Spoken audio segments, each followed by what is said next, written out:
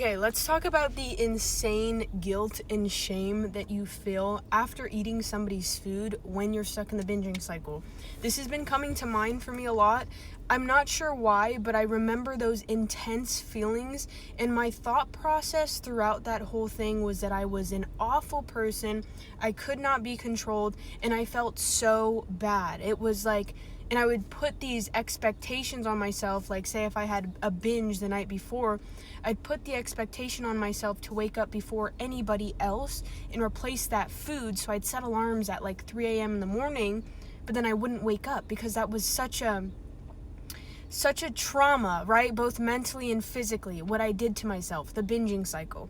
And then I'd wake up, recognize that when I was sleeping or somehow I slept through my alarm, right, that I didn't wake up and buy the food, and that just made me feel even worse. So this was happening, of course, when I was in my younger years, when I lived with my family, but then also when I had not lived with my family and there were other people living with me, this situation would carry on. And it scared the hell out of me, and I felt so bad about it. Okay, one of the biggest shifts that I've had is kind of learning more about BED.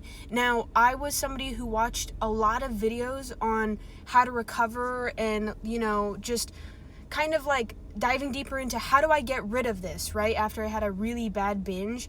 But I want you to look more into how this actually works, in the sense of this is a nervous system response. In a sense, you feel extremely overwhelmed, unsafe, uncomfortable, and this is the only way that your body recognizes feeling calm, the only way that all those voices in your mind shut off. So just learning more about that, learning more about regulation tools, like coping mechanisms, because this is your form of coping at the moment. So practice breathing, practice meditation, practice journaling. Even if you feel like these things are stupid, because this is why I avoided it for so long, get over your ego, okay? If you do not want to be dealing with something like binging for the rest of your life, you have to try something different, and you have to be willing to put yourself in an uncomfortable situation, right? Whether it's sitting through an urge or trying something that you feel is stupid or you feel just won't work because it's not working immediately. Nothing is going to give you the gratification of a binge in the very beginning. Your dopamine receptors or, reward, whatever, they're fucked.